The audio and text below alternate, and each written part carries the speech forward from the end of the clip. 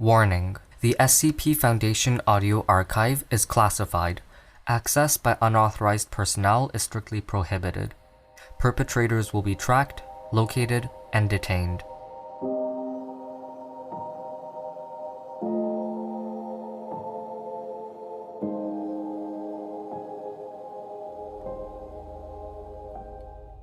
Subterranean City. Item number: SCP-110. Object Class: Euclid. Special Containment Procedures. The entrance to SCP-110 is to remain closed off at all times, unless otherwise permitted by O5. The land covering SCP-110, roughly 6 square kilometers, is to be developed into a suburban area that will not attract the attention of a general public. Any movement that SCP-110 might make is to be explained as minute seismic activity. Further complaints are to be ignored. Description: SCP-110 is an entire city that was found buried 0.5 kilometers underneath a large farm in New York. Survey Teams 2 and 3 concluded that the amount of surface area that the city is buried under covers approximately 6 square kilometers. Numerous items of high interest have been discovered within SCP-110, and will henceforth be labeled as SCP-110-XX. Known history of SCP-110. August 11th, 19.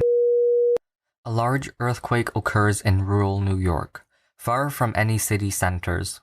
The only casualties were a man and his dog, so no significant media attention was given to this event. May 15th, 19. Minor earthquakes continue to occur in SCP-110's general area. The U.S. federal government dispatches a team of geologists to the site to determine the cause. Results came back inconclusive. May 16th, 19. SCP Excavation Team 03 is ordered to investigate the site. Upon arrival, the team is greeted by SCP-110-01, who is then detained and moved to for further questioning. May 24th, 19. Information gained from SCP-110-01 and SCP reveal that there has been a large temporal disturbance in the area of SCP-110 that has been causing earthquakes due to the displacement of soil and rock. Another SCP excavation team is sent to the site. February 9th, 2000. After many months of work, SCP excavation teams 4 and 5 are only able to reveal the strong, impenetrable, concrete-like shell of SCP-110. Investigation is halted until further information becomes available. July 25th, 2000. Due to the recent decoding and decryption of the files contained on SCP, schematics of SCP-110 have become available. Excavation Teams 4 and 5 are sent back on site to locate the primary entrance of SCP-110. August 4th, 2000. The entrance to SCP-110 has been discovered, and the excavation teams are immediately met with what can only be described as a foul odor. SCP-110 had been an active Class 4 city, but due to a temporal accident, its core services were heavily damaged, and the entire city was displaced. Work begins to cover up the existence of SCP-110, its excavation, and the thousands of dead civilians inside. Layout of SCP-110. The general layout of SCP-110 is essentially a series of concentric rings connected by tram, train, and other transportation lines. Surveyors have determined that SCP-110 has numerous sections and levels to it, all with specific functions, which shall be described in greater detail here. Core services. The numerous maps found posted in what were high-traffic areas of SCP-110, labeled a central column, of assorted utilities as core services. Upon exploration, which was limited due to heavy security restrictions, SCP Exploration Team 1 discovered a myriad of technologies that kept the underground city self-sufficient. Among these technologies were a series of matter reconstitution chambers, a combination chamber that provided energy from both nuclear fusion and geothermal sources, an elaborate water recycling system, and a large waste reconstitution area. The core is surrounded by numerous elevators and emergency stairwells. Numerous areas of the core have been assigned to certain personnel for research. Atrium Colossi. This large, open, domed area surrounds the core and apparently once held vegetation. The dome itself was a massive display, its composition undetermined, which was used solely to depict a sky as an indication of time of day. Numerous tram lines span at least 3 stories of the atrium, all leading to and from the core.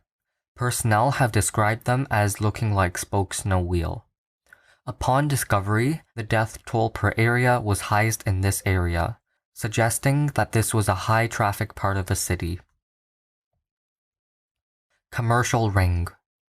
A ring of what used to be small, independently owned shops and chains surrounds the Atrium Colossi. It is unknown whether or not commercial products were manufactured within the city. However, due to the immense size of the core itself and the city's apparent self-reliance, it is highly likely that the core possesses a manufacturing area. Habitation Ring A. The styles of living spaces found in this area suggest that its inhabitants were the wealthiest of the city. Numerous documents found throughout the city seem to confirm this assumption as well. Habitation Ring B. This entire ring was inhabited by the middle-class citizens of SCP-110. The area is still being searched for items of interest.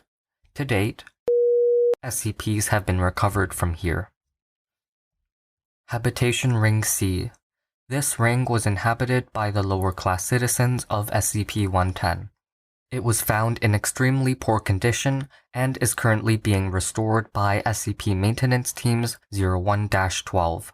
It is speculated that due to its location furthest from the core, it suffered the most damage from the temporal disturbance. Damage to SCP-110 increases proportionally to distance from the core. Atria Vegas. As so named by numerous maps, these atria were only slightly smaller in area than Atrium Colossi and provided an estimated 80% of all foodstuffs to the population of SCP-110. These atria were once open-air spaces and thus suffered a great deal of damage upon arrival at site, as it is estimated that SCP-110 was displaced at least 300 meters below its original position. Recovery of these atria is revealing advanced plant-growing technology that has useful applications. Atrium Animus. Atrium Animus was responsible for the remaining 20% of foodstuffs. This atrium has at least 20 stories that were once modeled after the natural environments of the animals that were raised there. Each level had a tightly controlled climate and was subdivided, so that different species of animals had no contact with one another. Some of the genetic labs attached to Atrium Animus were found intact and are currently being explored by personnel. Atria Recreus. These atria were used for the sole purpose of recreation. They are found between the different habitation rings and typically consist of parks, artificial bodies of water, shopping malls, and other types of civilian recreation. These atria have been suggested for use with SCPs that require an outdoor-like environment or a temperature and humidity-controlled environment. Conversion plans have been drawn up. SCP Research Ring. This city apparently had its outermost ring devoted to research of safe and Euclid-class SCPs, although no documentation within the city is able to confirm this ring's existence. This suggests that SCP-110 was not originally designed by the private sector, and rather was used as cover for SCPs currently unknown. The ring is highly dangerous, as it has suffered the most damage out of all sectors of SCP-110, thus potentially freeing some of the more dangerous SCPs. Only 2 members of SCP Exploration Team 03 have survived exploring the ring. Their accounts are contained within Document 110-F. Architectural Styles of SCP-110. SCP-110 has been confirmed to be of human origin, and all materials used in its construction are terrestrial. The architectural styles of SCP-110 seem to vary depending on location. The main styles are listed below. Core Services, Utilitarian, Atrium Colossi, Greco-Roman Revival, and this applies to all Atria. Commercial Ring, Postmodern, Habitation Ring A, Art Deco, Habitation Ring B, Expressionist, Habitation Ring C, Utilitarian. SCP Research Ring, Too Damaged to Determine. The different architectural styles of SCP-110 create a problem when attempting to ascertain the general area in which it was built. The earliest documents found claim that the city was built in by the group. Document 001-A, the last note. To those who find this document, my name is Stefan Kolsnik. Rather, my name was Stefan Kolsnik.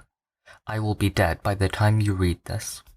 I was a chief engineer of the city, as well as the director of program contained within the outer containment and habitation rings.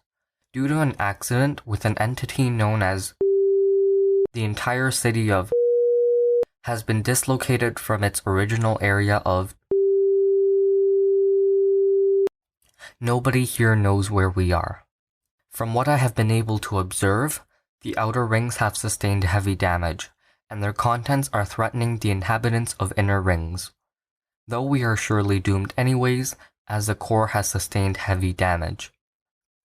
3 of the main life-sustaining services contained within the core are damaged beyond reasonable repair.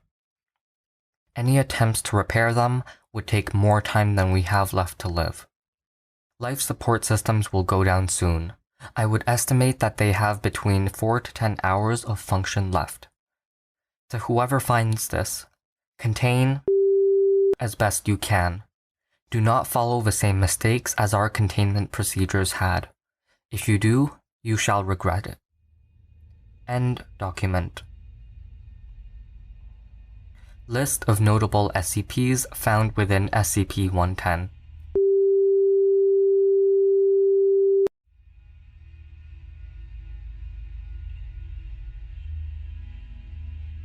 Thank you for listening. Intro music from this episode was from Punch Deck. You can find more at soundcloud.com/punch-deck. Additional music was from Mayu. Level 2 patrons or higher get early, ad-free episodes. If you are interested in having a particular SCP read, there is also a form down in the show notes. Leaving a review, rating, or sharing always helps. Thanks for listening, and I will see you in the next episode.